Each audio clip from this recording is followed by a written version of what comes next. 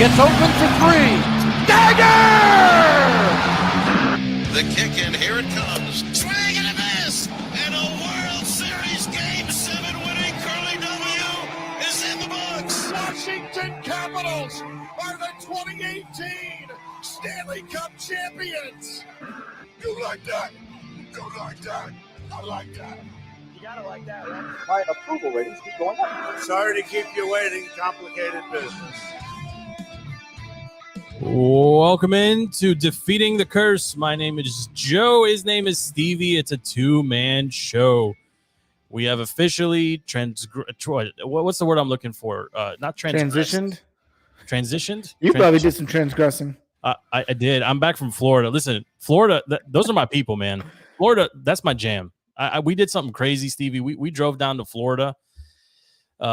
We drove down, took 12 hours to drive down. We stayed for about 60 hours, I think, in total. And then we packed it right in and drove right back. Got home this morning and got right back to work. It's been a busy, busy weekend for your boy. You're on the DeSantis train after being in Florida. I mean, I just love it down there, man. Like people, like COVID ended like 2.5 years down there. Like nobody gives a shit. Everybody's just living their life. Okay. Like restaurants are open. The beach is fine. Okay. Like, you know, the ocean, the salt kills everything or whatever. The kids had a blast in the pool. I am a sucker for the road trips too. I think you know this from, you know, I guess our Ocean City, our Ocean City days. I guess a very different type of road trip, but there's something about it, man. Like I know you've got kids too. The traveling and the, you know, when they were younger, the strollers and the diapers and the thing and the cooler and the thing and the other thing and the iPad. It's so much easier. Just jump in the van. They all pass out by like 10 o'clock and it's just your boy on the road the rest of the way. It's just so easy to do it. I'm literally just listening to podcasts and music by myself. It's perfect. And you get down there and it's, you know, it's warm and sunny, although it was warm and sunny here. I think it was actually warmer in DC than it was in Orlando and Cocoa Beach. You don't stop halfway? Only for fuel and potty. And just we do it. You did the straight shot. Yeah, straight shot. We want to stop at some point. At some point, we're going to start stopping. I think when the kids are able to take it in a little bit more. Like right now, it's just you got to get through it as quick as possible. But I mean, you know, I have an affinity for like Savannah, like that city, like is really near and dear to my heart and my wife's heart too. So we're excited to be able to actually stop there. You know, maybe do a night. You know, see some of our friends there. But for right now, it's just turbo driving straight. I mean, it couldn't be easier. Literally 95 south. You know, 800 miles, exit Orlando or exit Cocoa Beach, Satellite Beach, whatever, and that's it. It's super easy, but I'm tired, man. Like I'm exhausted, but I did get a chance to listen to a ton of stuff, different topics, different shows, and I got to tell you, Stevie, you're the golf guy, right? And without Tiger, golf really doesn't matter, I think, to the masses. But I'm fascinated by this Saudi desert dueling league, you know, thing that's coming, you know, basically taking shape. I mean, Greg Norman, I know him as the Shark, if I'm not mistaken, right? The line of clothing from JCPenney once upon a time, I think I used to wear back in high school with the little shark, the little thing on the thing. But, you know, I'm fascinated by this. I'm actually fascinated, like from the business side of it, right? I don't know how closely you're following this, but can the PGA stop professionals that are technically unionized? Because there is a players association, right? There is a like the players are bonded in some regard from participating in another league that doesn't compete with the PGA. It's a very interesting little thing. I mean, the only thing I can think of that would be similar is, you know, like WNBA players play in the domestic league here in the States and then go play overseas during the off season in the United States and make a ton more money overseas. And this is kind of how that's shaping up too. You see it with international soccer stars as well, sometimes. But the WNBA is the best analogy I can come up with. Like the stars of the WNBA make whatever they make in the WNBA, but they go overseas and they make double or triple that, you know, in half the time playing in the National League of China or Turkey or whatever, and then they come back, right? And if the PGA players want to do the same, shouldn't they be allowed to? Because they will make so much more money in the Saudi league. Well, you know, that's your question is, can the PGA stop them? I don't know the answer to that question. They're certainly going to try. And the only way the only thing they have going for them is the tradition, history, and lure of the championships, of the major championships, right? The PGA Championship, the Masters, of course, the US Open, the British Open, things like that. That's all they have, and if a guy like Mickelson, who made some pretty alarming comments, I think we can both agree that they were pretty Yes. stupid and pretty He wants that kind of, Saudi money, but doesn't want the Saudi smoke, right? Like he doesn't want, like he's taken a half stand with the human rights, like tongue in cheek comments that he made. But then on the other hand, like if they pay me, I'll play, right? Like he admitted to it. I mean, we know that's the status quo for most of these guys, but Mickelson said the quiet part out loud, which is, the stupid part on his part. But I mean, they're going to throw a ton of money at these guys, and clearly it's working. When you hear someone like Phil Mickelson say those things, courses I've heard over there in the Middle East are gorgeous. They're beautiful. Conditions are perfect. I mean, they'll wine and dine these guys. And golf is a sport where, it's funny because prestige is so important, right? To wear that Masters jacket, that's why Tiger, the Jack Nicklaus record of the most Grand Slams, the most majors, like these are huge things. I liken it to, maybe the NBA, there doesn't have this mystique of, whatever. If an NBA league in China, which obviously we know China's got their tentacles in the NBA already, but if an NBA league in China threw double the money at LeBron James, he'd go over there. He'd be on the first flight to Beijing. I mean, that's just. I think the difference though is we see that though, like the CBA does. I mean, Stephon Marbury was an MVP over there, right? After he flamed out of the NBA. The difference here is that you're not trying to grab players on their way out or like in their twilight years, right? International soccer is kind of set up the same way, right? You see a guy like Zlatan, right? Like come over, or Beckham come over in the twilight of their career, like towards the end, and they can dominate a domestic league, in the United States, which just competitively doesn't stack up against even an Italian league or whatever. This is different though. Like these guys can still play, like, and they are still playing, right? This is a competing tour as opposed to a competing league, or it's. But why can't they do both? I mean, well, the PGA is saying they can't because they're unionized labor and they're under contract to the PGA, right? That they're saying that they're, the way that the PGA is now structured with the players tournament and all that other stuff, like it's a package, right? And the PGA is now taking this hard stance of take it or leave it. The irony though, and I listen, I'm not a golf guy, but I went back and just did a little bit of research. I mean, the World Golf Tour, I think, was like a 1990s initiative, very similar, where basically the Euros and the Americans were like, can we play our own stuff during when these two leagues or when these tours are not in, can we do our own thing? And both the Euro Union and the United States basically said, no, you can't. And then before that, I think there was the tournament players division or something to that effect, where they basically tried to set up like a playoff, but even, I mean, the HBO thing that happened a couple years ago. Do you remember that? The Tiger, Tiger versus Phil, right? Like the PGA wasn't thrilled about that either, right? Because it wasn't a PGA thing. They couldn't monetize it. They couldn't. So when you say PGA, you're talking about 10 old white guys in a room in Augusta, Georgia. I mean, when is the PGA thrilled about? When Tiger was fist pumping, his way to 18 majors or whatever it is, they weren't thrilled. I assume they were not thrilled about a black guy leading, the PGA, and they had to pretend to be because he's Tiger Woods. So, Joe, you're talking about these guys in a smoke-filled back room in Are you the saying Bible that, or Belt. do you believe that? No, I'm saying it because I believe it. I believe that the PGA, they're a bunch of stiff, old guys that aren't down with anything new. I mean, when have they ever?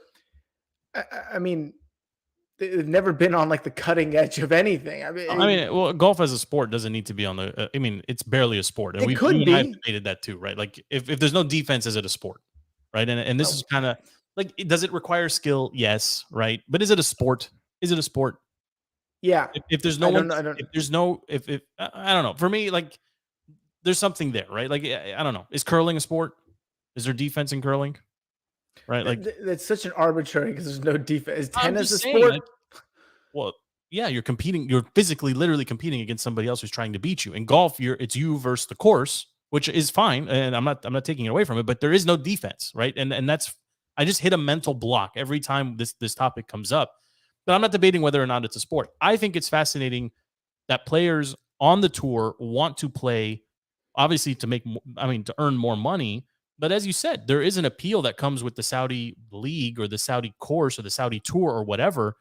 They're going to be playing the most beautiful courses in the world for money that the PGA cannot pay these guys. It cannot happen stateside. It can't. They just don't have deep enough pockets. So if the Saudis can get, a couple of the Euros and a couple of the Americans to step up and say, we're going to do it anyway. I mean, the Saudis, they got Greg Norman for a reason, right? This is not just, this isn't just some like backroom power play. This is a legitimate thing. And I think the PGA really does have a problem on its hand here because I don't think they can stop them.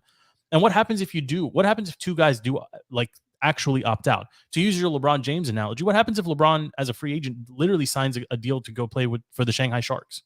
What does the NBA do at that point? Right? They cannot match the numbers. They can't offer LeBron. No team can offer LeBron what any team in China could offer him, right? Ownership in the team, $100 million a season. Like, it doesn't work in the NBA. So what would the NBA then do, right? And it's not a perfect analogy, but it's similar. What would the NBA do? I don't know what the NBA would do. The NBA would crap themselves all over the bed. But what I will say is, on a macro sense, I mean, Brandon.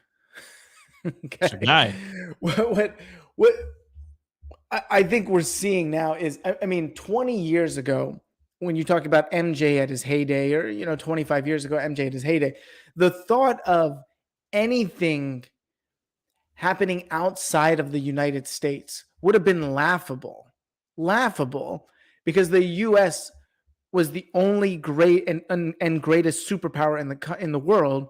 No one was anywhere near. I mean, Tony Kukoc coming out of Croatia, like, it wasn't even a thought to like go and do business outside of the United States. Why would you do that? The U.S. is the superpower. Like, to go and sell products to people outside, to gear, events or entertainment or exposure, people outside of the country. We never even think about that. But because of the globalization of our world, and the U.S. is falling and the U.S. is standing, having fell, you're seeing an athlete-driven kind of a movement to globalize these games. You see it with LeBron. The NBA, their calling card now is, they even put their numbers out, a number of jerseys sold in China, a number of TV sets that watch the game in China. So everyone is pushing now this globalization. And really, what does it say about our country? It's more than that, right? You have players that wear equality shoes, right, but won't say a word about actual human rights in China, except for Enes Kanter Freedom or whatever his name is. Exactly. But that's exactly the problem the NBA is now dealing with, right? How do you manage both of these things at the same time? The NBA needs China, right? LeBron needs China. The players need China. They're all making more money. Guys, when we were coming up, Stevie, like, there was two shoe companies, right? You were either Nike or you were Reebok, and then Reebok went away and it was Adidas, and then Adidas went away and it was Dada or whatever. Weber had his own company, right? Dada was the Weber company, and Dunk, I think, was Shaq's company. But now the whole league is either Nilang, which is a Chinese company, or the other one, I'm blanking on the name, that D Wade is with. All of them have Chinese shoe companies, all of them. And that's because they just crush it overseas. They make so much more money overseas. And it's not just the product, right? But it's a fascinating issue that when you kind of look at it from a larger perspective. The Shanghai Sharks legitimately could pay LeBron James, or not. Forget about LeBron James. They could go get a guy like Bradley Beal and offer him $100 million a season, and he would be foolish not to take it, except for the fact that he wants to stay in the NBA, right? Like, and you said it, like the Dream Team, '92 Dream Team. I can't tell you how many times I've seen that documentary. These guys they're superstars, man. Like, they were international rock stars, and that's only been compounded now. The difference, of course, is the rest of the world is kind of caught up, and not to pivot too far off the golf thing here, but I do want to just say this too. The Olympics, right? How many minutes of Winter Olympics did you watch? Zero. Right? Zero. How upsetting is that? Like, I remember being so excited for, like, and granted, the Winter Olympics. It's the Winter Olympics. Come on. I know. But in reality, people don't care as much as they used to about these things, right? Because there's too many scandals, there's too much cheating, there's too much. No, I don't care about the 15-year-old Russian chick that was doping or Chinese, whatever. Why not? I don't care about that. Why are the Americans not allowed to compete in track and field for hitting the bong, but this kid is allowed to because her coach gave her, some heart medication or whatever? Like you can't have that. What Russia is technically banned from the Olympics. They are banned from participating in the Olympics. So what does the IOC allow the Russians to do? They create the ROC, the Russian Olympic Committee, which is all Russian athletes to compete because Russia can't compete. You can't have that. I don't care about the corruption of the IOC or whatever. If it was in Utah, if it was in Salt Lake. Well, your boy Clay's been saying this now. The U.S. should have just said, you know what, we're not participating in any more Chinese Olympics. Okay, they've had like back to back Olympics. We're gonna host alternate like free world Olympics in Utah. Come if you want. Basically, are we a part of the free world? I don't know.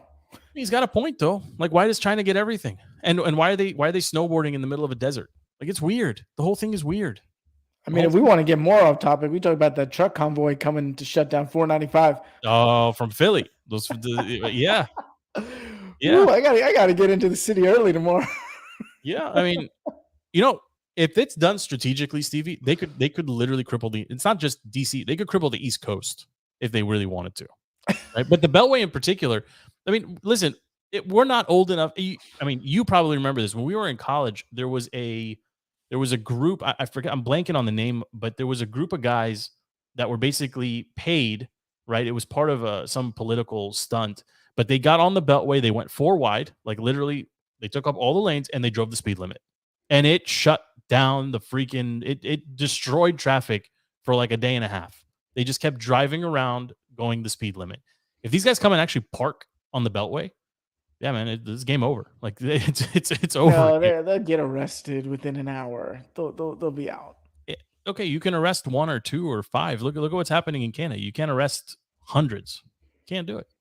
And who's going to tow hundreds of tow trucks or big rigs?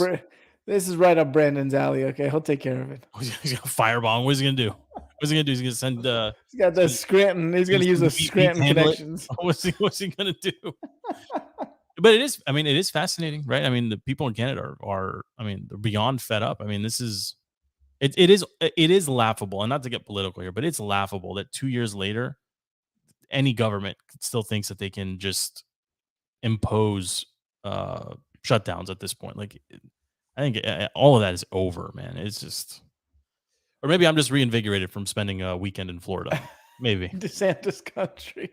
Yeah, hey, listen, man, they got something right down there. They got something right. What's to talk about? What do you want to talk about? I mean, you missed the All-Star weekend? They don't have the All-Star weekend in Florida? I didn't watch much of it. I did watch some of it. The dunk contest, it made me sad. I don't know how else to describe it. It just made me sad. Stevie, I remember the 2000 dunk contest like it was yesterday. That was the Vince Carter and Stevie. I know. You don't need to tell me, okay? Steve Francis got robbed, man. That dude can ball. We got to watch him here up close and personal. Franchise. That guy could fly. He was nasty with the ball, and he dunked. He's just ferocious dunker. The problem was Vince Carter was literally putting his arm through the hoop, and then he was doing through the legs off the thing. And T-Mac was out there before T-Mac was T-Mac, tossing him the ball. We've come so far from that. Like, it was so anticlimactic. It was so boring. It was to the point that I felt like Reggie Miller, I think it was Reggie Miller, and it wasn't Dwayne Wade, because Dwayne Wade was trying to defend the dunk competition. The guys on the telecast were bashing it so much that I felt like there must have been some NBA voices that said, hey, cut that out. Like, you can't bash the event while we're in it, in the middle of it, broadcasting it. I mean, and it was just stating the obvious. Reggie Miller kept on saying, you got to end with the 3-point competition. I mean, once again, 3-point competition is must-see TV, and Karl Anthony Towns was awesome. I mean, our boy Razza was telling me yesterday that he was plus 1,200 to win the competition, okay? And I couldn't believe that. Set shooters always have the advantage, right? The Larry Birds Larry type Bird of. with the warm-ups. I mean, Never it's legendary. with the warm-ups. Legendary. Craig Hodges with the warm-ups. I mean, we remember all this stuff. Yeah. Even the game, I know a lot of people were messaging today saying the game was great, game was good. Game was good, but they have to they keep on incentivizing it to get people to play hard. I mean, I remember the days, and you remember this one very well because it was the DC, I think it was 2003, where Mr. Iverson, who was on the telecast last night and looked like he's put his life back together, which is good to see. Mr. Iverson took over the game in the fourth quarter. It was one of the best finishes. Him and Marbury. Sarbury. Yeah, I mean, I needed to go back to East versus West. I'm not a fan of the a fan of the team this and team that. Although the drafting of the players was great, right? Because it kind of Harden and Katie and Harden, but aside from that and watching LeBron kind of be human and laugh and everybody just kind of chuckle about it, like I miss East versus West, man. Like I really do. Like that was something you looked forward to. There was never going to be defense. There wasn't much defense back then either until guys like I remember still when half of the East was the Bulls, right? And they were coached by Phil Jackson. And these guys, I felt like at times the other stars on the East were almost auditioning, right? Like they like this was their opportunity to play with Michael and the Bulls, basically, because you had Scotty and Michael and Dennis and Phil coaching or whatever. It was just, or even with the early 2000s Lakers, like you had Shaq and you had Kobe and again you had Phil, right? And maybe you got Glenn Rice or one of those other pieces that they had there. Like we've come so far even from that sense. Like I really miss that, right? It was an opportunity to see these guys like want to go out and win. And again, going back to that 92 Dream Team, the practice where Coach Daly was just like he was trying to get MJ and Magic to stop going at each other so hard in practice, and now we basically it's 190 to 191. And everyone's like that was a great game. Like it just we've come a long way, and I'm not killing it. I'm not doing the old timer bit, but the East versus West just had it just felt different. It was the way it's supposed to be. No, my very hot take that is very unpopular that I will give you is after watching that game, after watching the full weekend, I think Steph Curry has ruined the NBA. I mean, I really do. Fact. Is that okay? I thought I was, people were salivating over this guy as if, he was named, I think 16th in the whole 75th, top 75 players of all time. I think he's totally ruined it. I think guys just come in. I watched the rookies versus sophomores. That piece of trash game. I mean, that was ridiculous. Guys just shooting from 50 feet out. It's like 43s. They have an entire contest now with hotspots at half court because of it. Because they pull up at half court. I mean, it's awesome what he's doing, right? But listen, I don't disagree with you at all. When you talk about people that have changed the modern NBA, Michael, Steph Curry, and you could almost argue that Steph Curry's impact today, right now, is more impactful than Michael's because Michael's was like a global thing. He was more about the marketing. He wasn't the first person to dunk the ball, right? He was the first person to do it with style and swagger. He was the first intensely super awesome all-star that the league had that could fly, so to speak, right? What Steph is doing has literally you have 7-footers shooting threes at winning the 3-point contest. Right. Centers. Rui here locally in DC. Rui, his entire offseason was just spent shooting 3-pointers. And he leads the league now, the Wizards, in 3-point percentage, right? You have a guy like Davis Bertans, who obviously now is gone and best of luck elsewhere. He's getting paid $17 million a year because he can stand behind the 3-point line and hit shots, theoretically, right? So what Steph Curry has done, I mean, you have people now on a fast break getting the ball with access to the key or whatever, right? They could potentially go in, hard foul, layup, whatever. They pull it back. They pull back and dribble, or they pass it out to the 3-point line to get the 3 instead of the 2. It's just amazing because, again, like you were saying, before Steph Curry did what Steph Curry did, right, over the last, let's say, 11 years, there was a team called the Phoenix Suns, right? D'Antoni, Steve Nash, the Matrix, those guys, that's what they did. They had Amari Stoudemire as an undersized center. Everybody just went and shot threes. Tons and tons and tons and tons of threes.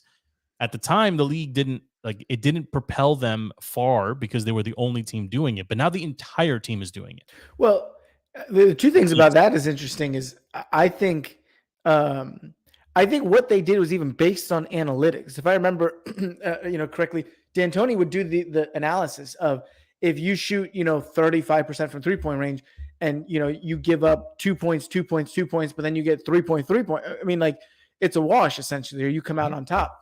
So, but you also get more possessions. Exactly. 7 seconds or less, right? But the only reason it didn't pick up more steam was because the San Antonio Spurs were their roadblock, where they never got to the finals because the Spurs. But the Rockets with Yao Ming, like the leagues, the dominant teams still had centers. Right. Like the league wasn't ready for it back then. That's right. Like the Suns can go up and down and shoot a zillion threes, but they couldn't defend Shaq or Yao or Duncan or Robinson. Although Robinson I think was gone at that point, but like the league was built differently. But now there's no centers. Europeans, and it's the Europeans' fault. Yeah. Well, I mean, Dirk I think was the first modern Euro that I can remember coming over as a 7-footer, as a small forward who shoots threes. Right. I mean, I think he's the first one in my mind, like when I think of it. Right. But there was others before him. Like Detlef Schrempf, right? It was a Euro that was a power forward, super undersized power forward. I mean, even Sam Perkins on the Supersonics team from was it? I guess it was the late 90s or mid 90s. Yeah, they lost 96. They would all shoot threes also, but it was just a very different. Now, literally everybody shoots threes. Like you can't be in the league if you don't shoot threes. Like there's no spot for a guy like Shaq anymore. It just doesn't work. It doesn't work anymore. But 190 to 191 or whatever the score was, it was fine. I think for me, the dunk contest, like I said, it was super, just a letdown. Even a couple years ago, the Zach LaVine, Aaron Gordon dunk contest, which was amazing, right? Like it seems like every 5 or 6 years we get a really, really good one, and then there's just a bunch of stinkers in between them. But the big takeaway for me, Stevie, and I don't know if you heard the soundbite from LeBron, was him kind of laying the groundwork to return yet again to Cleveland. Did you pick up on that? No, I mean, I saw him gift. It was one of those. It was during one of the pregame interview sessions or something, and they were talking about, like, obviously the game going back to Cleveland. The Cleveland was hosting the All-Star. By the way, I thought it rotated through all the cities. Cleveland has had it like 5 times in 15 years. I don't know how that works, but they have 2 All-Stars on the Mobley's a first-time All-Star, and Garland, and they were asking LeBron about it, and LeBron said, well, and they'll always have me. Right. And then, of course, now people are running with that, too. Like maybe he's setting things up now for a one final return to Cleveland to kind of end things. But then when he was asked about it, he said he wants to end his season. He wants his last season to be with his son, regardless of where his son goes. So you'll play for free, basically, because like who else? What a unique opportunity. That's kind of cool, I guess. But Cleveland. You were probably sitting on a beach on Friday night, but I watched the skills competition or whatever they're calling it, and the Antetokounmpos or whatever. All of them. These guys. Hey, Giannis is actually my favorite player now from a personality standpoint. I mean, that dude just plays hard. No matter. I mean, you could tell he was salty about losing to the rookie group or I think they played the Cleveland group or whatever, and then he had his brothers, like some, I guess some backup in Milwaukee. And then the other brothers, like some G League, D League guy. And Giannis is a good dude. Giannis always plays hard.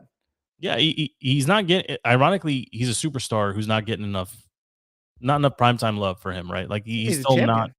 He is, but he's not super marketable, and that's kind of a problem for the NBA right now, right? Like the NBA, they struggled getting LeBron over when he as a West Coaster, right? When he's in the East Coast, Cleveland was on in every early game, Tuesday, Thursday, Saturday, Sunday, whatever. Like they don't really have that now. And Giannis is a hard sell still, even though he's a good dude. And I think maybe, I mean, he's I guess next up, right? I mean, Harden kind of poo-pooed his chances at being, the face of the league. He can't be the face of the league. He can't be the face of the league. But Harden? Yeah, he can't. He can't. No, I think the one who, I mean, I guess Joel Embiid is the front runner for MVP. Yeah. I mean, he's got the personality too. He's charismatic. He's funny, can be serious. In a city that loves basketball, right? Mm-hmm. I mean, the league needs Philly to not suck, right? So, and then they have. Where's Pete from Philly? He's in my text messages, just complaining. That's Come on, Pete. Yeah. Yeah. Give me a little Philly special here. That guy. I know he's listening. He is listening. He's always listening. We appreciate that for sure. I actually call him from time to time and we get into it and he tells me how wrong I am on everything. And then I invite him to come on the show, Stevie, and he's of course says no. So it's usually how those conversations go. But just to kind of put a final thought on the NBA, like the dunk contest, I don't know how they can bring it back. Like once upon a time, they tried to, recreate a dunk from the past. That didn't really work. Then they tried, you can have props and whatever. And that was kind of cool, I guess, for a minute. But like, at some point, do you think you just run out of dunks to do? Like, at what point, like, once upon a time, J.R. Ryder put the ball between his legs and it was like, it opened up like Pandora's box into a whole brave new world of stuff that you can do. And then Dwight started raising the hoop and Vince obviously jumped through it. And like, people have done crazy things, but at some point, do we just get to like there's a couple of guys that jumped over cars. At what point do we just say there's nothing left to do? Where it could get to is, you just alluded to it, is raising the hoop. Just keep on going. And that's it. It just take turns, like 11, 15, 12, 16. 13, Yeah. See if you can get to like 15, 16 feet. And then it's not subjective is what I'm saying. All these stupid scoring things. It's so stupid when they give them these guys, these 10s and 9s. That's a good idea. That's just, it's play. And it's quick. It's quick. It's just one after the other, 15 feet, go. Or just raise it and then get all the guys competing on the court at the same time and just say whoever dunks the most balls at 13 feet, the top 2 guys move on to the next round. And just that would be exhausting. Fun to watch though. That's what I'm saying, is that would be a real competition. I mean, you're right. It wouldn't just be one dunk at 14 feet or whatever. Yeah, but it'd be interesting to see if Ja Morant could get to 17 feet. Yo, low key, next superstar. I think he's a current superstar. I mean, no, like face of the league type. I think the league can market him. They got to get him out of that small market. But the problem is, and this goes back to the Super Bowl. I know we closed up the Super Bowl discussion, but it's such a celebrity-driven society where we were just bashing Instagram off of the podcast here a couple minutes before we jumped on. I mean, it's such we sound like the old grumpy men in the room, but like, it's such a celebrity-driven culture where you look at the sidelines of the game. I don't listen to rap, and so I couldn't identify, any of those guys, maybe except for Robert Kraft if he was there, if he was Meek Mill's guest or whatever. But it just seems like it's such an easy way to, like, you want to spice things up, do a commercial, and instead of just getting an actor, get a celebrity, right? It's this easy out. And so you ask, where's these competitions headed? That's where it is. Maybe they'll do, obviously, the celebrity game, right? It's so stupid. I got to watch Justin Bieber, try to play basketball. It's so stupid. He could play. Bieber. Was it Jason Garrett that was dunking the ball too? It's Myles Garrett. If Jason Garrett was doing it, that would be amazing. Not Jason Garrett. I would pay to see that. Yeah, I mean, I would too. Stevie, I'm sitting here thinking about this raising the hoop bit. I think that could be the bit. Right. That's on par with my Ronnie Mervis idea with the Commander. Yo, you you caused the firestorm. We're 2 weeks on now. Your idea actually made local radio this week. There was a segment.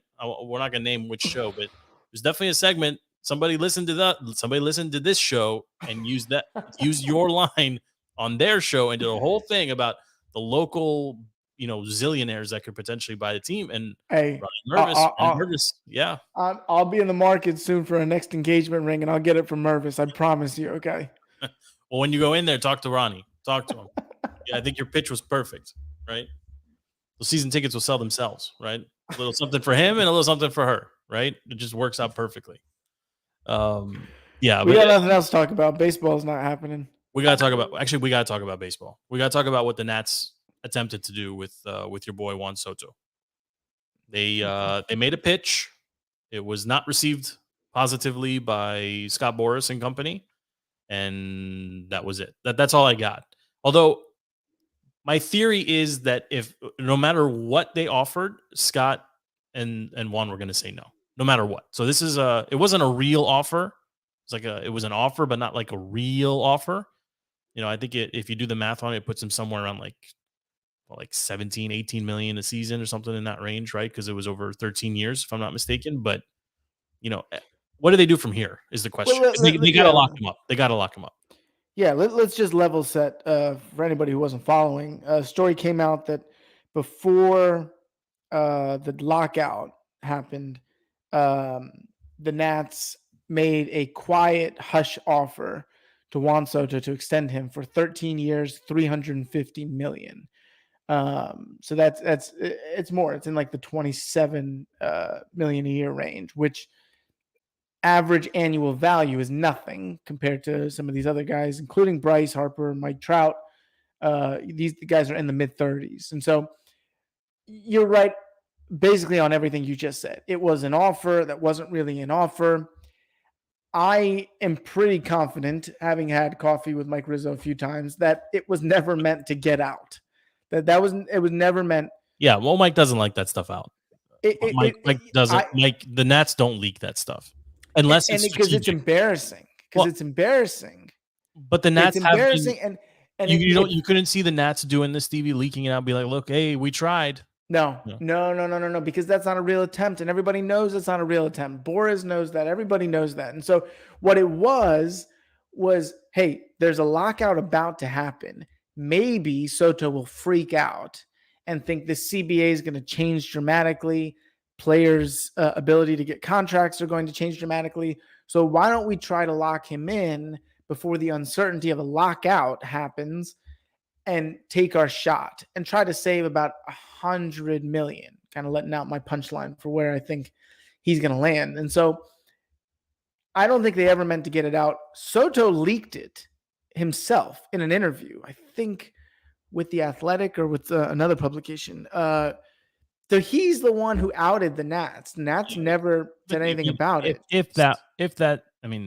we believe that to be true, do we think he did it no, with intent? Not intentionally. No. He's a nice dude. I just think it came up and he just mentioned it. And yeah, I think he's a 24-year-old who was asked a question. And again, his like we've covered here on the show, his brother signed with the Nationals a couple months ago, or at least about a month ago, after agreeing to terms with the Mets, or after potentially agreeing with them. So what's a real offer? I mean, I have a number where I think if they put it in front of him, he would be foolish not to take it. But I'm curious if you have a number as well. But the other point I want to make, sorry, just because nuance is important here and context is important. The Nats are famous or infamous for having deferred contracts, right? And so they have a 13-year contract that they pay out over 30 years. And that's why Bryce Harper hates it, why Rendon hated it. That's why all these guys hated it, because it's deferred money, right? And so you're an economist just like all of us, Joe, is that a dollar today is more valuable than a dollar tomorrow, right? And so the Nats have always tried to leverage these deferred contracts. The interesting thing about the Soto contract is there was no deferred money. It was pure 13 years, 350 million. And so it does show a bit of goodwill and effort on their part from that standpoint. Now, Mike Trout did, see, I'm going to need a fact checker here, but I know that the number was 426. I think it was 13 years. So if I did 426, it's 32, about 33 million a year. I think Soto's going to hit. Yeah. Was it 13 years? You checking? I'm looking for the years. I see for 26.5 million. It was either 12 or 13. May have been 13. 16. Hold on. No, it couldn't have been 16. I think it was. I mean, Patrick Mahomes is 10 years. It's a different sport, I know, but I mean, his contract is bananas too. Yeah, I know Bryce was 13 for 330 or something like that. And then Trout just blew him out of the water. Trout may have been a 12-year. He's a little bit older. 12-year. 12-year, 426. So that's 26. Average annual value of a little over 35.5 million per year. Mm-hmm. If Soto hits 460, but Soto is going to be younger than Trout when he hits the free agent market.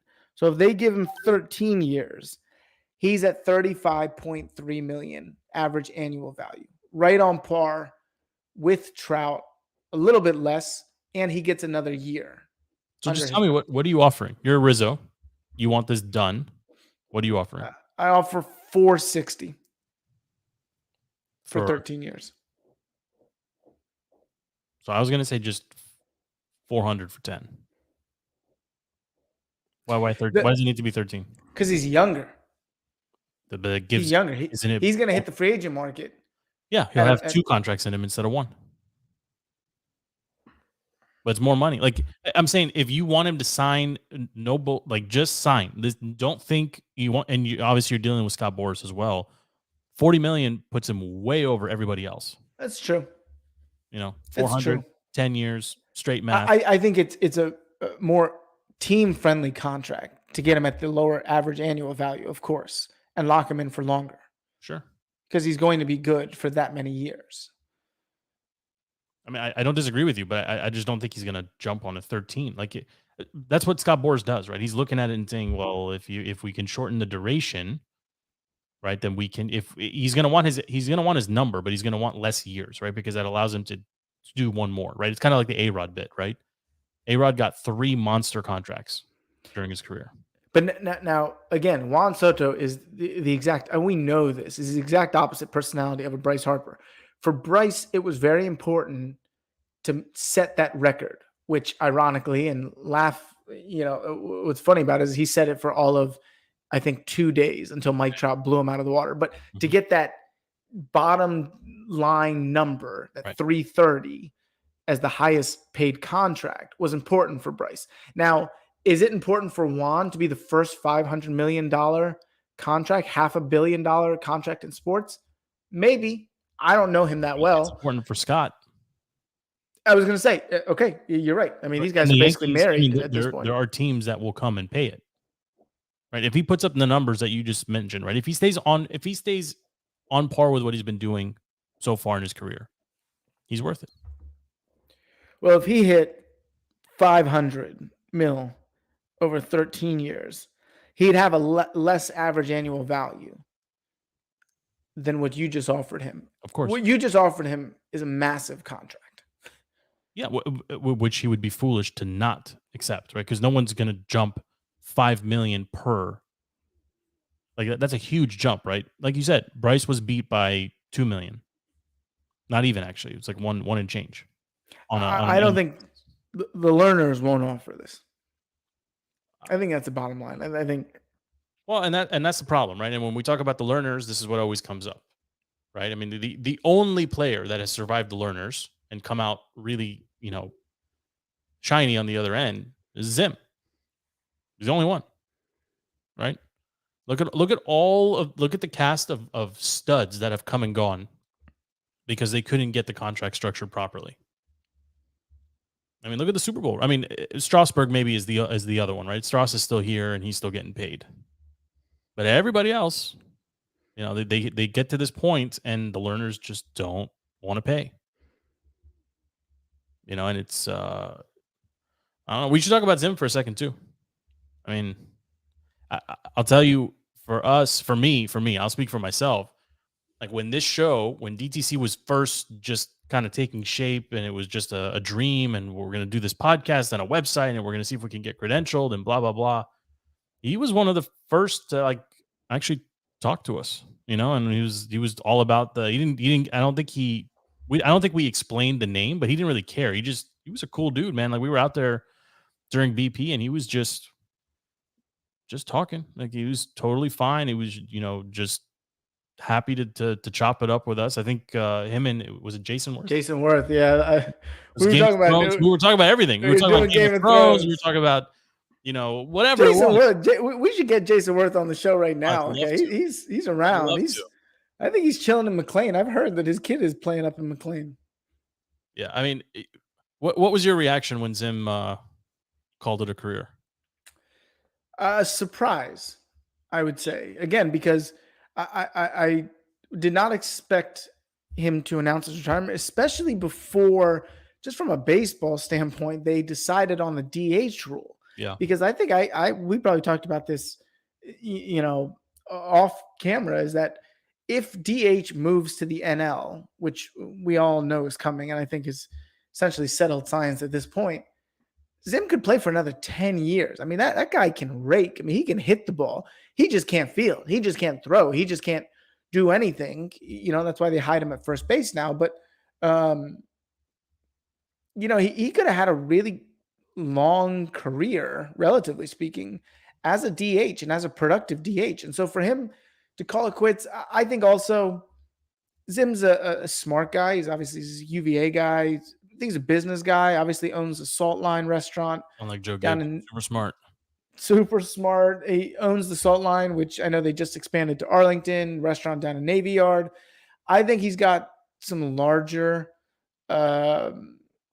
aspirations, and I think that's kind of where his head and heart were. And so I think he'll be a part of the organization. I at the very least a ceremonial kind of guy, very much like a Theismann-esque guy, for the Commanders, without letting all the team secrets and all the the mess ups and screw ups. But Zim's going to be a guy that's just around the park. He's going to be at batting practice, like we were talking, mentoring the younger guys, sitting in the owner's box, hanging out with Rizzo, until he may become a front office guy down the road. And I think he'd be a great, front office guy. He'll just be really a team ambassador. And I think it's a perfect role for him. He's very involved in the local communities here in Arlington, McLean, Northern Virginia, DC. Just a good guy. And obviously, he was instrumental in that World Series. I mean, it was fitting, some of the things he did. I remember he hit the bomb, I think. It's going to test my memory now. Damn, he had a 3-run bomb. Game 5. I think in the World Series. Well, we lost 2, 3, and 4. Oh, we lost 3, 4, and 5. I can't remember, but he had a bomb in Nats Park that electrified the crowd. And we don't remember how great he was when in his younger days. He was also positive and forthcoming and transparent and honest for years when the team was not good, right? And he was one of the guys in the clubhouse that helped. I mean, look at how many careers he helped. He hit a bomb in Game 4 against the Dodgers. We were down 2-1. He hit a bomb. We won that game, and then we went to Game 5. I did not look it up. I vividly remember it now. He hit a bomb to dead center. Anybody can fact check me on that. And then we went to Game 5, and Howie Kendrick hit the grand slam. Can I get back to the point, the world? Please? Go ahead. Please. What I was saying was he helped launch dozens of other careers around him of guys that are still getting it done today, right? Yep. Tony Two Bags. Like, there's so many guys. I that's just one of my favorites, right? But even Bryce. Bryce, especially Bryce. I would say. Worst came, at a time towards the end of his career, but still there was more he could do here. Like, the team was better having Zim around, period, always, right? And it's he goes down obviously as the first and longest tenured, and probably will remain the longest tenured Nat for a long time. I mean, maybe hopefully Soto, challenges that over the coming decade or so. But yeah, I mean, we're definitely gonna miss seeing him, like, a BP and just kind of around again. Like, he was always really friendly to us, and I'll miss that for sure. But he was also really good on. I mean, he's really good on just, I don't know. Him and Max are the two guys that, for me, fit the description of some, of what you just described, or kind of like when you think about somebody just hanging out in the box, or picking apart the young guys' game, or getting down and kind of mixing it up in the clubhouse, or just talking to the younger guys. Those are the two that always stand out. And I think Max will eventually end up here in some type of front office capacity as well. I miss him, to be very honest. I know I know. You'll see. Hey, you'll see him. Hopefully there's a season. We're here. There's no sports now. We just got the NBA. Like, there's nothing going on. As we're speaking, and I haven't been on Twitter while we've been talking, but the MLB and the MLB Players Association have been meeting for hours, apparently, down in Florida. And Chelsea Jane has been, keeping everybody updated. Stevie. We're not gonna have a season like this. They gotta get it moving here. Well, I think that it's been determined that would be disastrous. By everybody who's kind of agreed that when was the last big lockout? Was it the 94? No. The big one was 94, and that lasted quite a while. But that's the one that set the league back like 10 years, and it wasn't until the Sosa McGuire home run, chase where fans really kind of came back in droves. I think there was another lockout though. Yes, I think in the early 2000s or 2000. But it was short. I mean, this one cannot be anything. I mean, they just got to get it done, Yeah. and they will. They will. I think they will too. There's too much money at stake. I think they will too. I have one more topic for you. It looks like Russia went to war while we were talking. Right now? Looks like it. Looks like it. Would this be the wrong time to ask you if you've seen the Tinder Swindler?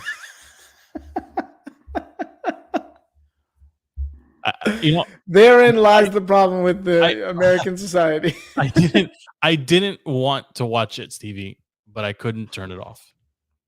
I mean, that stuff hits a little too close to home these days. Okay, I couldn't watch it. Low-key, so I'll give you the full context. I sat down. I was like, I don't want to watch the Wizards lose, so let me find something else to watch. And as I was flipping through, Netflix and Hulu and whatever, my wife walked in and she was like, everyone at my office is talking about this Tinder Swindler thing. Have you seen it? I said, no, I haven't. I have no interest. She's like, can we just watch like the first 5 minutes? An hour and a half later, I get up and I'm like, the guy is a scumbag. Like, he's a scumbag through and through, but he's also a genius. I need you to watch it so we can actually discuss it, because it's not on the level of the Fire Fraud, like the Fire Festival documentary, or even Malice in the Palace for me, but it's fascinating what he was able to get away with. And there was no punishment, which is also fascinating. I mean, he was on Tinder the day the movie came out, or the documentary came out. He's on Tinder now. No. He got booted. No, he's back. As of like Thursday last week, he's on it. With his name, with his actual name. And he's like a professional coach or something now. Like a life coach, I think.